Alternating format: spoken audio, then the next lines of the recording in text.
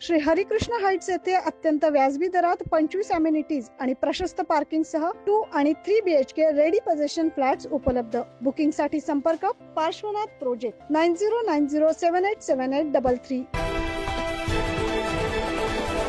शिवसेना ठाकरे गटातून हकालपट्टी झाल्यानंतर सुधाकर बडगुजर भाजपमध्ये प्रवेश करणार असल्याची जोरदार चर्चा सुरू आहे.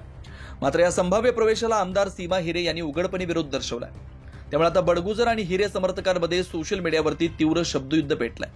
याच वादातून बडगुजर समर्थकांनी आमदार सीमा हिरे यांच्या विरोधात आक्षेपार्ह पोस्ट शेअर केल्याचा प्रकार समोर आलाय. या प्रकरणी नाशिकच्या अंबड पोलीस ठाण्यात तिघांवर गुन्हा दाखल करण्यात आलाय. या संदर्भात अधिक माहिती दिली आहे वरिष्ठ पोलीस निरीक्षक राकेश हांडे यांनी.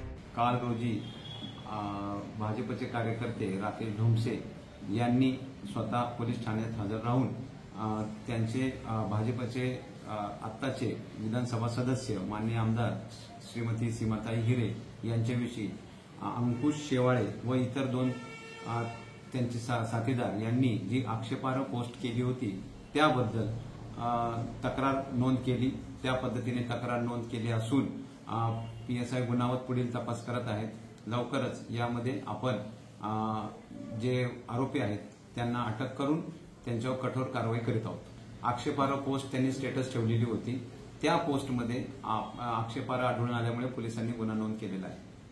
एकीकडे पक्षांतर्गत वाद तर दुसरीकडे सोशल मीडियावरती वादळ उठलेलं दिसत आहे. बडगुजर यांचा भाजप प्रवेश झाला की नाही हे येत्या काही दिवसात स्पष्ट होईल. पण या वादामुळे नाशिकच्या राजकारणात तणाव वाढलाय हे मात्र नक्की. 9 न्यूज महाराष्ट्रासाठी वैभव घुगे, नाशिक.